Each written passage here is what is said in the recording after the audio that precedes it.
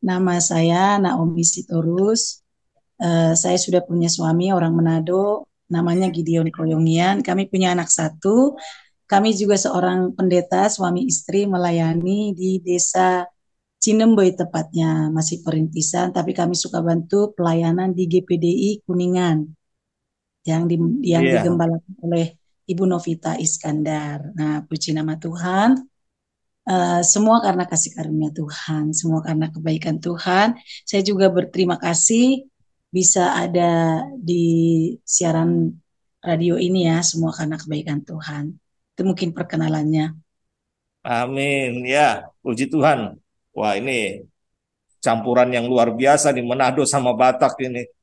Iya, Pasti menu makanannya luar biasa ya, Bu ya. betul sekali. Baik, Ibu Naomi, ini bicara soal kanker payudara ya. Apa yang Ibu rasakan di awal Ibu sakit sampai kemudian dokter menyatakan bahwa ini kanker payudara? Awalnya tuh saya tuh panas dingin ya. Waktu tahun 2020 itu kan COVID lagi melambung tinggi tuh. Nah, semua kayaknya kita sepastori itu kena gitu, tapi cuma gejala batuk flu dan panas gitu waktu itu ya. Mm-mm. Nah, semuanya itu udah sembuh, tapi eh, saya kok masih tetap sakit gitu. Awalnya memang ada benjolan kecil di payudara sebelah kanan. Dikira saya itu cuman kayak masuk angin karena pada waktu itu saya habis dari Jombang, Jawa Timur gitu kan. Hmm. Jadi pikir mungkin karena capek, kelelahan, masuk angin seperti itu kan. Nah, akhirnya dibiarin tuh dari Januari tahun 2020 sampai kedengaran ada COVID, kerasa lah yang lain-lain udah pada sehat kok. Saya tangan kanan ini kok nyeri gitu kan. Nyeri akhirnya saya pergi ke dokter bedah umum di Kuningan, Rumah Sakit Juanda namanya. Saya ke sana, dokter pas periksa ke dokter, dokter bilang ini harus dioperasi Bu. Nah gitu kan. Saya bilang emang harus ya dok? Iya harus. Soalnya ini benjolannya ini tetap gitu, nggak kalau ditekan tuh nggak jalan-jalan gitu tuh. Nah, tetap katanya itu. Jadi kalau ibu biarin takut membesar. Dari Januari tahun 2020 sampai Agustus tahun 2020 dia udah membesar sampai 3 senti. Oh, Nah, akhirnya dokter bilang harus secepatnya diambil gitu. Tapi saya tuh sama Tuhan tuh positive thinking ya, nggak ada pikiran ini ganas atau apa gitu. Jadi ya udah mau diambil diambil gitu. Nah itu awalnya. Akhirnya pas udah diambil seperti tadi itu tidak ada pikiran oh nanti hasilnya tuh ganas atau gimana nggak ada pikiran begitu. Pikirannya pokoknya pasti ya udah itu mah benjolan biasa gitu kayak wanita-wanita yang lain habis diambil udah gitu. Ternyata pas kita kontrol uh, di seminggu kemudian, dokter bilang nanti ya hasilnya 2 minggu lagi gitu. Tapi itulah mungkin karena ganas, akhirnya pas kita datang mau keluar pintu, dokter bilang Bu hasilnya udah keluar, ya gitu.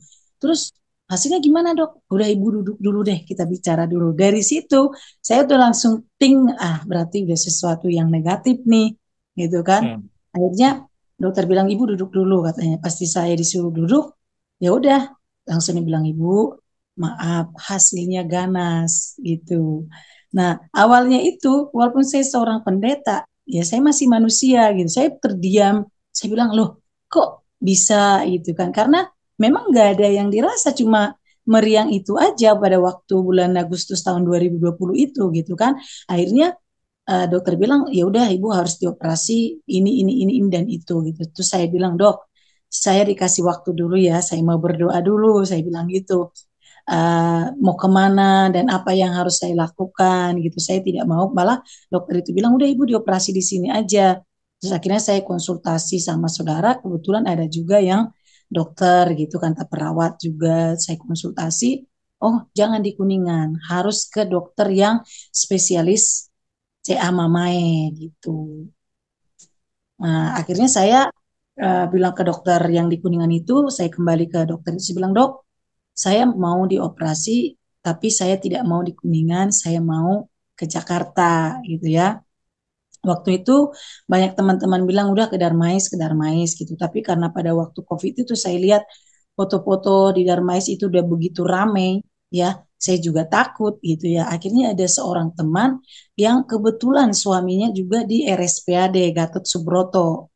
Nah, akhirnya saya dirujuk ke sana. Saya bilang ke dokter Kuningan, dok, saya mau ke Jakarta, saya mau ke Gatot Subroto. Akhirnya dokter itu mungkin lihat juga kan dari, saya cek dulu ya Bu, gimana di sana. Oh ya, di sana memang penanganan bagus juga buat onkologi gitu kan ya. Akhirnya saya ke sana dan saya ditanggulangin lagi kan kalau kita ke dokter baru lagi artinya dari nol lagi pemeriksaannya gitu. Dari nol lagi pemeriksaannya, saya diperiksa di sana. Dokter itu bilang, Ibu hasil PA-nya dibawa nggak? Semua dibawa. Terus jaringannya dibawa nggak? Saya bilang enggak. Saya balik lagi ke Kuningan, ambil jaringannya, cari di Cirebon. Saya ketemu yang pemegang jaringan itu di rumah sakit apa ya, tentara yang di Cirebon itu kan. Akhirnya saya ambil di situ, diulangin lagi di Jakarta di RSPAD dan dokter bilang hasilnya nanti 10 hari lagi akan keluar bagaimana penanganannya. Dan benar, dokter itu bilang memang ini ganas setelah 10 hari, ini ganas, ibu harus dioperasi pengangkatan payudara ya, payudara sebelah kanan. Tapi saya waktu itu masih tawar-menawar ya sama dokter. Saya bilang, dok, bisa nggak sih nggak usah diambil aja gitu ya. Tapi dokternya bilang begini kepada saya kasih pilihan sama ibu katanya. Pilihan yang pertama nggak diambil, tapi ibu akan membawa penyakit ke seluruh tubuh ibu. Katanya gitu. Pilihan yang kedua diangkat, artinya memutuskan rantai kanker sel kanker itu dalam tubuh ibu. Pilih mana? Katanya. Pilihan itu ada di tangan ibu. Kalau ibu mau pulang silahkan pulang, tapi saya tidak tanggung jawab kalau kanker itu cepat menyebar dan cepat juga jaringannya itu cepat juga untuk menyerang tubuh yang lain seperti itu. Akhirnya saya bilang, ya Tuhan, saya ikuti apa yang Tuhan mau. Saya jalani apa yang Tuhan mau. Saya ikuti seperti apa ya proses yang akan Tuhan berikan dalam kehidupan saya pribadi. Akhirnya keputusan operasi itu luar biasa sih pertolongan Tuhan ya. Saya ketika masuk ke rumah sakit RSPAD, rumah sakit itu kan sangat besar sekali. Saya bilang kepada Tuhan, Tuhan apa-apa ke sana ke sini juga saya nggak tahu begitu luas begitu gede ya kita tahu itu tentara-tentara bahkan presiden yang masuk ke situ saya bilang saya nggak tahu loh Tuhan ini kemana itu kemana akhirnya saya itu periksa pas Westgate Mamae payudara ya saya ketemu seorang suster di situ orang-orang panggil dia mak mak gitu akhirnya saya juga Tuhan bilang begini panggil juga dia mak gitu jadi SKSD gitu ya, sok kenal, sok dekat gitu ya. Akhirnya saya panggil dia Mak. Ketika saya panggil dia Mak, dia menoleh saya. Mungkin dia pikir yang suka panggil saya Mak itu adalah orang yang dekat dengan dia gitu kan. Mak, uh, terus bilang, oh iya nak gitu. Terus dia lihat muka saya, dia bilang, kamu dari mana? Saya bilang, saya dari Kuningan, Kuningan Jakarta katanya. Oh enggak, Kuningan Cirebon, Jawa Barat. Terus akhirnya beliau bilang, wah jauh banget. Katanya, kok bisa ke sini? Katanya gitu, emang di Cirebon enggak ada ini itu. Saya bilang, pernah sih ke Gunung Jati, tapi dokter Michaelnya itu lagi sekolah ya. Jadi tidak ada dokter onkologi yang menetap itu. Akhirnya pernah juga ke Lutfi gitu ya. Tapi gimana ya, kayak lebih cocok aja di RSPAD gitu. Akhirnya saya ke situ dan perawat itu bilang begini, saya nggak tahu ya katanya, saya lihat muka kamu itu muka ditolong gitu ya. Akhirnya namanya pasien BPJS itu kalau operasi itu kan jadwalnya pasti 3 bulan kemudian. Ya paling cepat tuh 2 bulan kemudian. Saya seminggu kemudian loh, 10 hari lah, 10 hari saya tiap hari ke RSPAD pemeriksaan karena BPJS 1 hari itu satu tindakan itu kan. Jadi 10 hari lah saya bolak-balik, 10 hari bolak-balik. Sudah jadwalnya mau operasi, gitu kan kita harus di antigen, bukan di antigen ya di swab pada waktu itu. Yang dari hidung, dari mulut. Saya berpikir udah nggak apa-apa gitu. Saya juga rasa memang lemes ya karena mungkin karena persiapan operasi itu capek tiap hari ke Jakarta bolak-balik seperti itu. Nah akhirnya ketika saya di swab apa yang terjadi? Saya itu positif COVID. Saya Hmm. positif COVID. Saya bilang tuh sama Tuhan ya, begini, Tuhan, sebenarnya apa sih maunya Tuhan dalam hidup saya gitu ya. Saya seperti sudah jatuh tertimpa tangga, seperti istilah orang dunia ya. Nah, waktu itu saya tuh dokter bilang udah tidak boleh lagi masuk ke ruangan saya, kamu duduk di pojokan sana. Di situ tuh nggak ada orang gitu. Di situ saya baru merenung gitu ya. Tuhan, saya tuh walaupun seorang hamba Tuhan, melayani Tuhan, tapi saya masih manusia Tuhan. Saya bilang itu daging saya ini manusia. Akhirnya saya menangis. Saya bilang Tuhan, apa yang Tuhan mau dalam hidup saya, gitu kan? Apa yang Tuhan kehendaki dalam keluarga saya, dalam pelayanan saya, dalam rencana hidup saya. Saya bilang begitu. Saya tuh menangis ya. Mungkin karena saya sendiri di situ ya. Akhirnya dia bilang ibu harus diisolasi selama 2 minggu, ya minimal 21 hari, katanya gitu. Saya bilang begini, saya mau diisolasi di rumah sakit ini aja, kebetulan di belakang itu ada rumah singgah untuk isolasi mandiri gitu ya. Saya bilang sama dokter, dok, saya diisolasi di rumah sakit ini. Enggak boleh. Ibu enggak boleh diisolasi seperti itu karena ibu tuh punya penyakit bawaan. Katanya gitu. Kalau ibu diisolasi di situ, orang-orang yang ada di situ, orang-orang yang lebih parah dari ibu. Katanya gitu. Jadi ibu harus diisolasi mandiri itu di tempat tinggal ibu. Saya bilang saya ini dari jauh, dok. Ya karena saya udah dilempar ke dokter paru pada waktu itu kan. Saya bilang saya ini jauh, dok. Saya itu dari Kuningan Jawa Barat, bukan Kuningan Jakarta. Iya, saya tahu katanya. Tapi ibu nggak boleh diisolasi di situ. Ibu harus isolasi sendiri. Akhirnya kami mencari kos-kosan lah di belakang rumah sakit RSPAD. Saya bilang kepada Tuhan, Tuhan berikan saya tempat tinggal untuk saya tinggal bersama dengan suami saya selama 21 hari. Nah, ketika itu saudara kami berjalan, saya kan masih kuat gitu dan tidak ada rasa sesak, tidak ada batuk, tidak ada apa. Tapi mungkin karena ada penyakit bawaan gitu ya. Akhirnya saya pergi ke cari kosan dan orang bilang itu di situ ada kosan. Ketika saya pergi ke kosan itu, Bapak Ibu, saya hanya berdiri di pagar itu, saya pegang pagar itu, saya bilang kepada Tuhan seperti ini, Tuhan, saya ada di tempat ini bukan untuk menjadi batu sandungan, bukan untuk membawa virus bagi orang-orang yang ada di sekitar sini. Jadi saya minta kepada Tuhan, Tuhan pagari tempat ini, pagari hidup saya, supaya tidak menjadi batu sandungan bagi penghuni-penghuni kosan ini. Ketika saya bertemu dengan pemilik kos itu, dia punya baby. Saya bilang begini, dia punya bayi loh Tuhan. Saya ini bawa COVID. Bayi itu kan rentan dengan hal seperti itu. Saya bilang begitu kepada Tuhan. Tapi akhirnya suami saya yang ngurus semua segala-segala. Saya langsung masuk ke kamar, saya mengurung diri.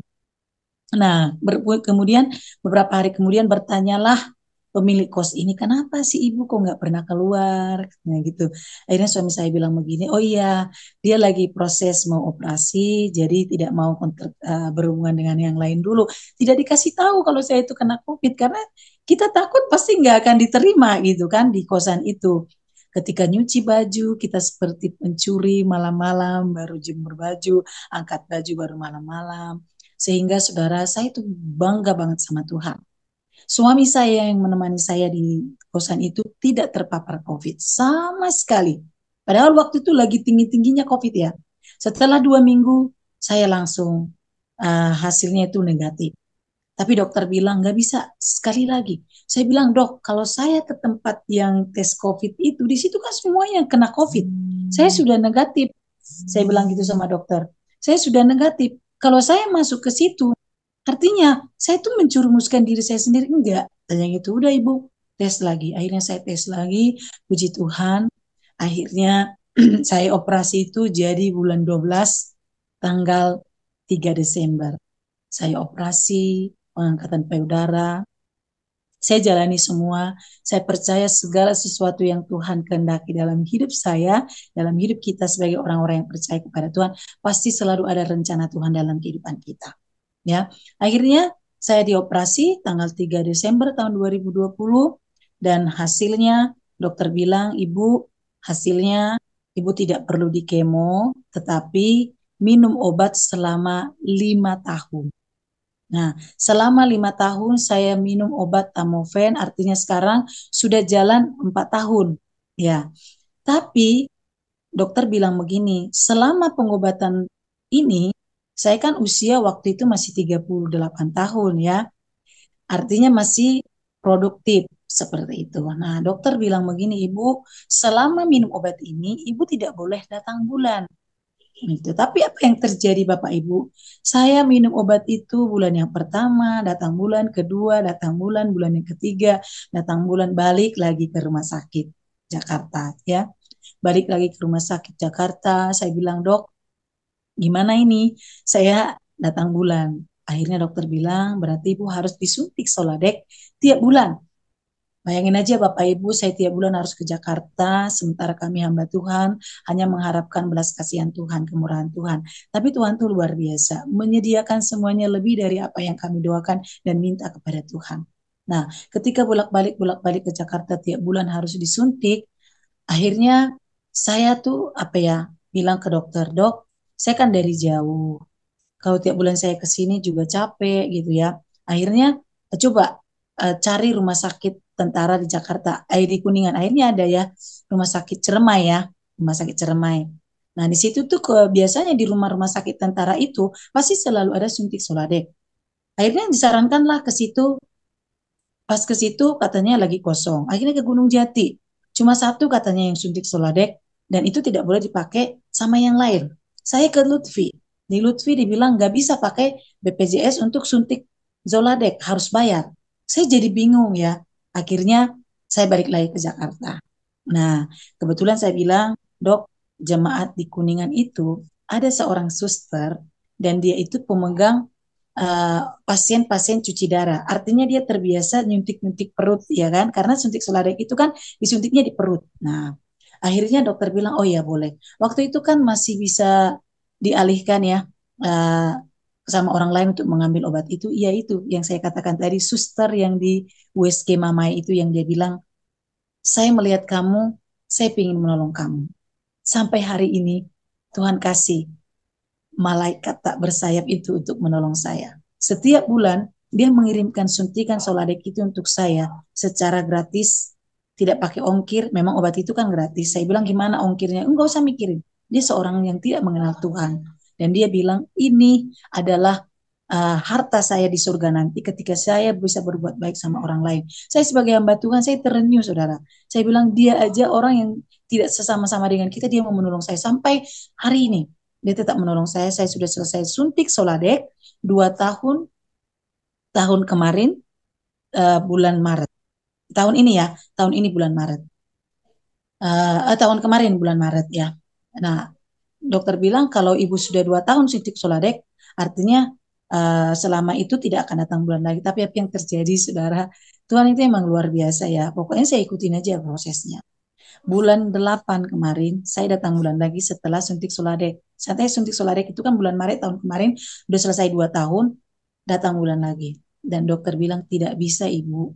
Selama pengobatan ini Ibu nggak bisa datang bulan. Itu memicu kanker itu kembali. Karena puji Tuhan, di tengah-tengah pemeriksaan saya itu, semuanya hasilnya bagus. Darah CA 1, 2, 3, semuanya pemeriksaannya bagus. Jadi Ibu nggak bisa. Akhirnya apa yang terjadi? Ya udah, kita harus angkat induk sel telur ibu. Dua-duanya harus diangkat untuk mematikan datang bulan itu. Artinya saya dipaksa menopause dini. Motif ya. Terjadilah kemarin, tahun kemarin bulan 12, tanggal 5, tepat saya ulang tahun. Saya bilang hadiah terindah dari Tuhan. Dan dokter bilang, kalau di rahim ibu ada apa-apa, berarti harus diangkat juga rahimnya. Tapi apa yang terjadi? Di rahim saya itu ada miom 6 biji, kecil-kecil kata dokter. Dan dokter bilang, ya udah sekalian aja diangkat rahimnya. Karena ibu sudah ada bibit sel kanker itu. Kalau saya biarin itu mium bisa juga menjadi sel kanker juga nanti katanya gitu. Akhirnya saya diambil rahimnya, induk telurnya diambil kemarin bulan 12 dan saya sah sekarang menjadi menopause dini. Semua karena kebaikan Tuhan. Pokoknya yang saya cuma ingat bahwa Tuhan berkata di dalam firman Tuhan di dalam Yohanes 11 ayat yang keempat ya. Yohanes 11 ayat yang keempat Tuhan berkata jelas ketika Yesus mendengar kabar itu ia berkata penyakit itu tidak akan membawa kematian tetapi akan menyatakan kemuliaan Allah oleh sebab penyakit itu anak Allah akan dimuliakan. Ya, dan inilah yang menjadi pegangan di dalam kehidupan saya ketika awal saya divonis kanker payudara. Ini firman yang selalu menguatkan kepercayaan saya. Saya ingat bagaimana kehidupan Lazarus yang dibangkitkan oleh Tuhan. Banyak orang berkata dia sudah mati. Ya, bahkan Maria Marta bilang sudah mati, terlambat Tuhan untuk menolong dia. Tapi saya ketika membaca ayat ini, saudara, dikatakan penyakit itu tidak akan membawa kematian, tetapi akan menyatakan kemuliaan Allah. Sebab oleh penyakit itu Allah, anak Allah akan dimuliakan. Dan saya berkata kepada Tuhan, terima kasih.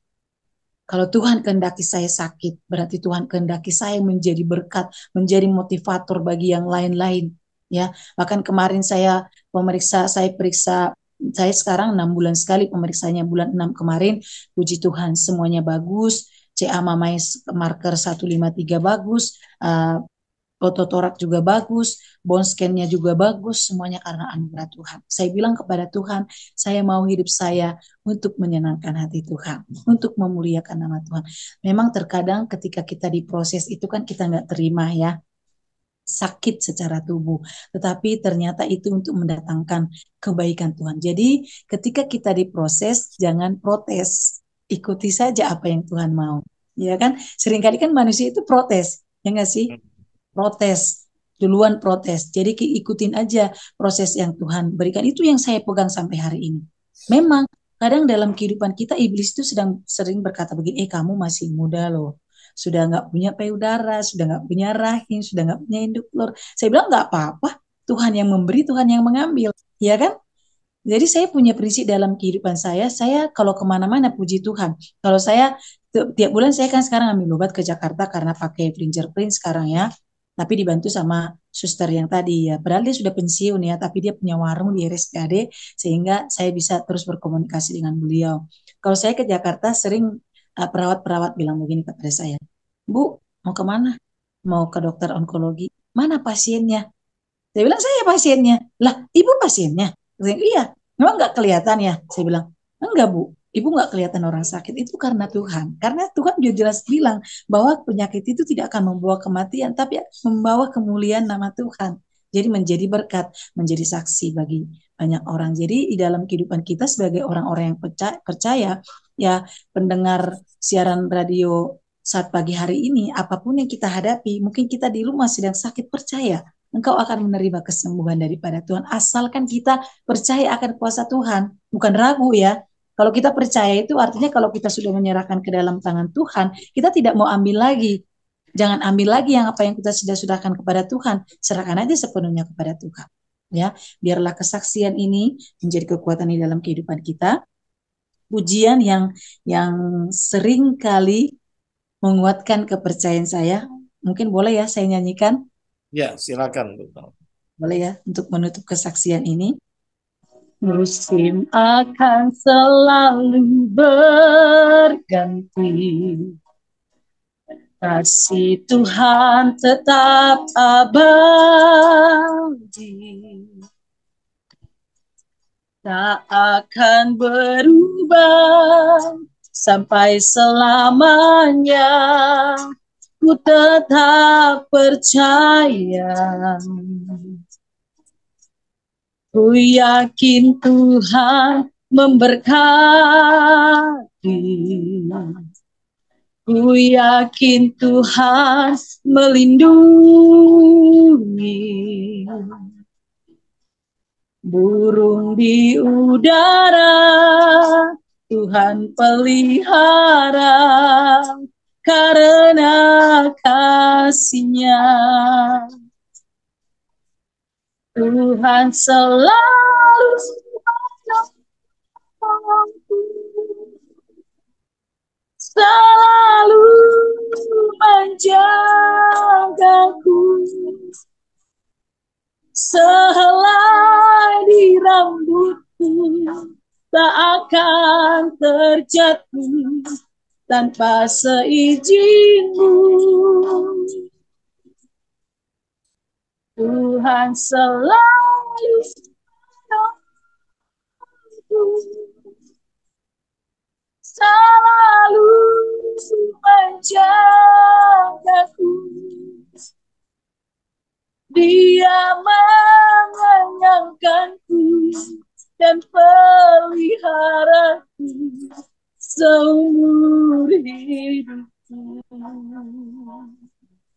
Amin. Puji Tuhan. Tuhan selalu menolong kehidupan saya dan saudara. Dia selalu menjaga kita. Walaupun penyakit itu seringkali orang berkata akan membawa kematian, tapi Tuhan bilang tidak. Itu akan membawa untuk kemuliaan nama Tuhan. Haleluya. Puji Tuhan. Amin. Terima Ya, kasih Tuhan. baik. Terima kasih Bu Naomi yang sudah boleh menyaksikan bagaimana pertolongan Tuhan. Ya, memang beberapa waktu terakhir ini kita mendengarkan banyak kesaksian tentang kanker payudara ya, kanker payudara yang dialami dan kita melihat karya Tuhan yang luar biasa, pertolongan Tuhan. Kita ambil waktu sejenak berdoa untuk Ibu Naomi dan kita akan masuk dalam pemberitaan firman Tuhan. Bapak di dalam surga, terima kasih. Kami boleh menyaksikan bagaimana Tuhan hidup, Tuhan nyata, dan Tuhan hadir dalam kehidupan Ibu Naomi sekeluarga. Secara khusus kepada Ibu Naomi. Terima kasih Tuhan, Engkau sudah tolong masa-masa dia bergumul dengan sakit kanker payudara dan bagaimana pertolongan Tuhan yang luar biasa dialaminya. Kami tetap berdoa Tuhan, Engkau bersihkan Ibu Naomi daripada sel-sel kanker, dan biarlah ya Tuhan, maka Ibu Naomi menjadi saksi Tuhan yang dahsyat dan luar biasa. Bersama dengan suami, mereka boleh melayani, menjadi berkat bagi banyak orang yang dilayani. Terima kasih Bapak, kami bersyukur kepadamu dan kami juga mau menyerahkan saat kami membaca merenungkan firman-Mu, kami mohon pertolongan Tuhan atas kami. Jadi dalam nama Tuhan Yesus kami bersyukur dan berdoa. Amin. Baik Bapak Ibu sekalian, saya akan bacakan firman Tuhan dari Mazmur 54 ayat yang pertama sampai yang ke-5 terlebih dahulu. Ya. Mazmur 54 ayat yang pertama, untuk pemimpin biduan dengan permainan kecapi, nyanyian pengajaran Daud. Ketika orang Zifi datang mengatakan kepada Saul, Daud bersembunyi kepada kami. Ya Allah, selamatkanlah aku karena namamu, berilah keadilan kepadaku karena keperkasaanmu. Ya Allah, dengarkanlah doaku, berilah telinga kepada ucapan mulutku. Sebab orang-orang yang angkuh bangkit menyerang aku.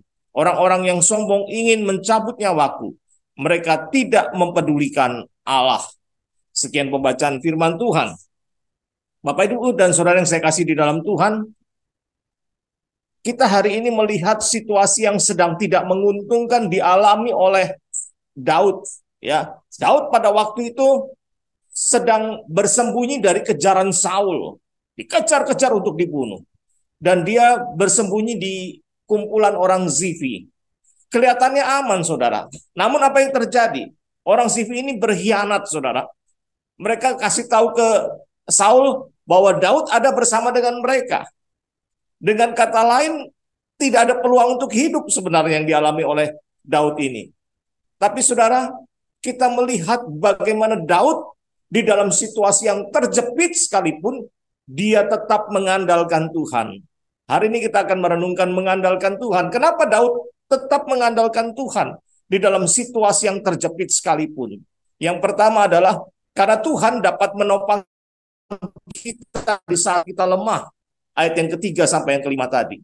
Saudara, ketika Daud berharap kepada manusia yang seolah bisa menolong dia, ternyata tidak. Dan dia menyadari dia tidak bisa mengandalkan siapapun dan hanya kepada Tuhan yang dia bisa andalkan. Kalau kita kontekstualkan dengan sakit penyakit ya, biasanya kita selalu mencari siapa dokter terbaik. Ya, bukan datang kepada Tuhan biasanya ya. Orang kalau sakit datang kepada teman, siapa tanyanya, siapa dokter terbaik. Ya. Saudara, hari ini kita diingatkan kembali yang bisa menopang kita di saat kita lemah tidak berdaya, hanya Tuhan. Apapun kondisimu, mari datang kepada Tuhan. Karena dia akan menopang engkau, memberikan kekuatan kepada engkau. Dan tidak kepada yang lain. Ya, kenapa Daud mengandalkan Tuhan? Karena dia yang menopang. Karena dialah yang menopang kita di saat kita lemah. Yang kedua, kenapa Daud mengandalkan Tuhan? Karena hanya Tuhan yang dapat memberikan jalan keluar yang terbaik. Memberikan jalan keluar yang terbaik. Kadang kita sebagai manusia berpikir, kita diberi kemampuan untuk boleh memberikan jalan keluar yang terbaik untuk hidup kita sendiri. Namun kadangkala jalan yang kita pilih justru nyasar, saudara. Ya, kita diajarkan di sini untuk tetap mengandalkan Tuhan sebagaimana Daud. Di dalam pembacaan firman Tuhan, di dalam ayat yang ke-6 dan ke-7 dikatakan, sesungguhnya Allah adalah penolongku, Tuhanlah yang menopangku. Biarlah kejahatan itu berbalik kepada seteru-seteruku, binasakanlah mereka karena kesetiaanmu. Daud menyadari perkara yang sangat penting ini. Hanya Tuhan yang bisa memberikan jalan keluar. Dia sudah terhimpit, terjepit, dan tidak mungkin ada jalan keluar lagi. Orang Sifi sudah berkhianat kepada dia. Dan Saul siap membunuh dia. Saudara, dari manakah datang pertolonganku? Firman Tuhan mengatakan dari Tuhan yang memberikan jalan keluar. Hari ini Tuhan mau memberikan jalan keluar asal kau datang kepada Tuhan. Jangan datang kepada orang pintar, karena orang pintar itu pada dasarnya tidak pintar. Kalau kita datang kepada orang pintar, akhirnya kita yang bodoh. Ya, datang kepada Tuhan karena Tuhan yang memberikan kepada kita jalan keluar yang terbaik. Mungkin kau tidak ada jalan saat ini, hanya Tuhan yang mampu membuat jalan bagimu. Ya, saya katakan ketika engkau lihat tidak ada jalan, Tuhan mampu membuatkan jalan bagimu di luar apa yang kau pikirkan. Yang ketiga, kenapa Daud mengandalkan Tuhan? Karena hanya Tuhan yang dapat melepaskan dia dari kesesakan. Ya, tidak ada oknum lain yang bisa melepaskan kita di saat kita terjepit, apalagi dalam kondisi seperti Daud tadi. Saul berniat untuk membunuh dia dan mencari bersama dengan orang-orang pilihannya untuk membunuh Daud. Dan orang Sifi di mana Daud bersembunyi sudah memberitahukan kepada Saul bahwa Daud bersama dengan mereka. Tidak ada jalan keluar, saudara. Tidak ada yang bisa melepaskan dia. Hanya Tuhan yang bisa melepaskan dia. Ini perkara yang sangat penting. Mungkin dokter sudah vonis engkau sakit kanker stadium akhir dan lain sebagainya. Engkau tidak melihat jalan keluar. Engkau hanya melihat kesesakan dalam hidupmu karena penyakit yang sedemikian. Hari ini saya mau mengatakan kepada saudara, hanya Tuhan yang sanggup melepaskan engkau. Hanya Tuhan yang sanggup membebaskan engkau. Kita pernah dengarkan kesaksian di radio ini juga. Bagaimana ketika seorang anak yang ada batu empedu, dia berkata, Tuhan, engkau mampu menembak batu empedu ini dari sorga. Padahal besok operasi. Malam itu Tuhan hancurkan batu empedunya. Besoknya dia tidak jadi operasi. Jadi saudara, Tuhan mampu berkarya lebih daripada yang kau pikirkan. Ya, saya sempat mengatakan minggu sebelumnya, mana yang lebih mudah mengusir setan atau penyakit? Mana yang lebih menakutkan, setan atau penyakit? Ya, saudara pikir baik-baik. Kita kadangkala berkata, kalau setan kan di dalam nama Yesus setan pergi. Kalau penyakit, apakah nama Tuhan Yesus kurang berkuasa? Tidak ada nama lain yang Tuhan berikan di kolong langit ini, hanya nama Yesus. Ya, dan saya pernah saksikan sendiri bagaimana Tuhan berkarya. Orang yang demam tinggi pun, ketika kita katakan demam tinggi ini keluar dari tubuh anak ini, anak itu normal kembali suhu badannya. Engkau punya Tuhan yang dahsyat dan luar biasa. Ya, andalkan Tuhan dan tidak perlu engkau berpikir kenapa saya harus andalkan Tuhan, karena Dia adalah Tuhan yang hidup, yang mengasihi engkau dan saya. Dia menopang saat kita lemah, Dia memberikan jalan keluar yang terbaik, dan Dia yang sanggup melepaskan kita dari kesesakan kita. Biarlah tiga hal ini mengingatkan kita senantiasa di saat kita terjepit, bahwa kita punya Tuhan yang hidup, Tuhan yang dahsyat, Tuhan yang luar biasa. Mari kita bersatu di dalam doa. Bapa di dalam surga, kami bersyukur kepadamu pada pagi hari ini kami boleh diberkati dengan kesaksian, di mana kami boleh melihat Tuhan yang dahsyat, Tuhan yang luar biasa, dan kami boleh merenungkan firman Tuhan. Kami boleh belajar senantiasa mengandalkan Tuhan sepanjang hidup kami. Karena kami tak kalah lemah tidak berdaya, Tuhan yang menopang kami. Saat kami tidak punya jalan keluar, Tuhan membuatkan jalan keluar bagi kami. Di saat kami hidup di dalam kesesakan, hanya Tuhan yang melepaskan kami. Terima kasih Tuhan. Pengajaran dari hidup Daud ini boleh menjadi kekuatan bagi kami menjalani kehidupan kami. Walaupun sakit penyakit ada, tapi kami punya Tuhan yang dahsyat dan luar biasa.